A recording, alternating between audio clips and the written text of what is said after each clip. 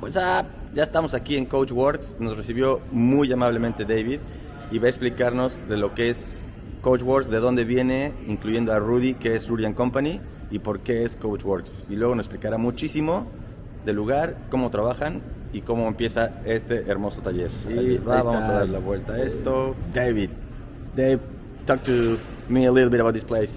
Yeah, so welcome to COACHWERKS. First and foremost, pleasure to have you here. What you're seeing right now is actually an amalgamation of two companies.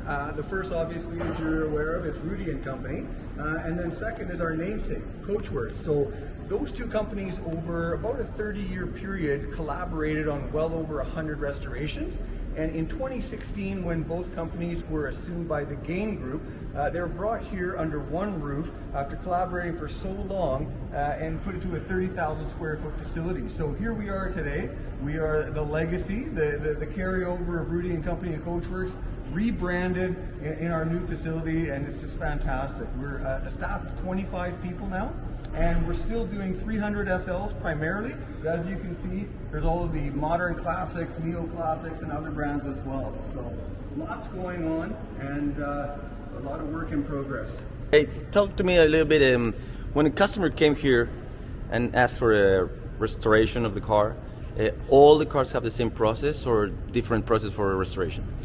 So usually the process is that we bring the car to our facility and we do a survey of the vehicle. We discover all of the deficiencies on the vehicle. We go over and we make a project outline. We sit down with the client, we ask them what their wishes are, and together we make a game plan going forward. So the survey is only what you can see on the car. You don't take apart the car at the first time. Exactly. So it's a survey before any disassembly has been done. And there's always that caveat in there that once a vehicle is taken apart and disassembled, you're always going to find a little bit more, right? Well, being that we've been doing this for, more than 30 years, we have a pretty good idea of what we're looking at before we actually get into the car. So we can put together a high and low working figure and say, I think you're going to land in between here and here. Usually we're right when we say that. And the project or the price of the project, you have like a labor rate plus all the parts that's going to be involved on the car, or you go, okay, this is the estimate is $200,000 and it's going to be it, or how do you do this? So we have a labor estimate, which is how many hours it's going to take us to do the work. I'm sorry, you already know how many hours it's going to work on the car, or?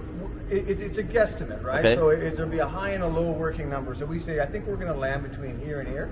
And then also the parts as well. We can go ahead and identify all or most of the parts that we're going to use. And then also there's the subcontracting, right? So we don't do chrome plating. So chrome plating would be outsourced. That's for environmental reasons. So we add that into the mix as well. Upholstery, engine work, body and paint, everything.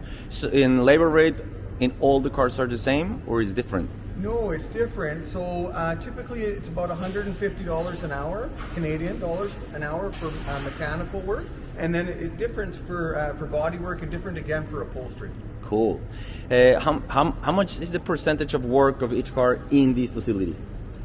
99%. The only thing that we don't do in our facility is chrome plating, and that's strictly for environmental reasons. And the process, when you just receive the car after the survey, what is it?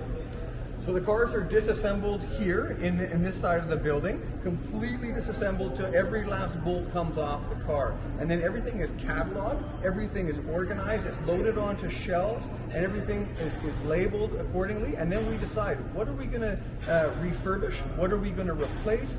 Does it get painted? Does it get plated? Does it get rebuilt? Or does it get replaced with a new part?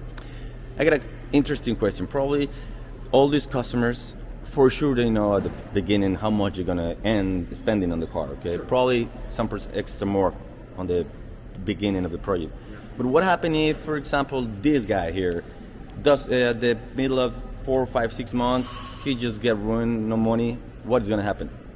Or stop paying you I don't know, that you charge weekly, monthly?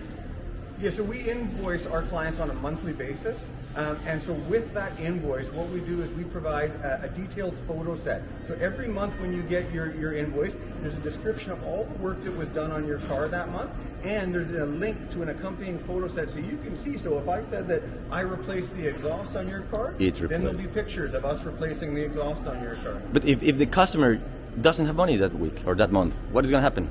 You're going to wait him, or you just take the car, put him outside? I haven't run into that problem yet. But what happened? Sorry? What could happen? What would happen? I mean, there's a legal process that you can go through in Canada where you can put a lien on a car, a mechanic's lien. So I haven't been through that process myself yet, and my fingers crossed that we don't have to go through that process. However, but I do believe that you can put a mechanic's lien on the car for the outstanding balance of the money that's owed to you. I believe the car that can be seized and sold if that needs to take place. I mean, the good thing about the cars that we're working on is a lot of them are extremely valuable. So, you know, people aren't too inclined to be leaving million-dollar cars. Of course. Yeah. Wow, this place looks like a hospital. It's spotless always. I mean, if you told me that these cars are taken apart here, it doesn't look like. I mean, it's awesome. You're only as good as the facility that you work in, right? So we try to keep it very, very clean. Absolutely. Wow. You do, because down there I also have a sandblast business. Do you recommend when you to the customer, we need to sandblast the car, or not always sandblast the car, or strip the car chemically, or blast away? What do you recommend to your restorations? So it's on a case-by-case basis. We don't always need to media blast or to sandblast the vehicle. Most times we do, though. However, we do hand strip as well, or chemical strip if it is warranted. Yeah. You do the chemical here? No. We do here, yeah. Oh, wow. Yeah. So you have like a big pool. Yeah, I'll take you around the facility. We'll show you where all the magic happens. Cool. Bueno, pues ya escucharon. Obviamente se los va a traducir todo para que vean de qué se trata este show. Nos explicó un poco de cómo están los coches, cómo los reciben, cuánto cobran, y ahora nos va a dar un tour por la tienda, y al ratito ya les enseñé todos y cada uno de los proyectos con David. Vamos a ver qué onda.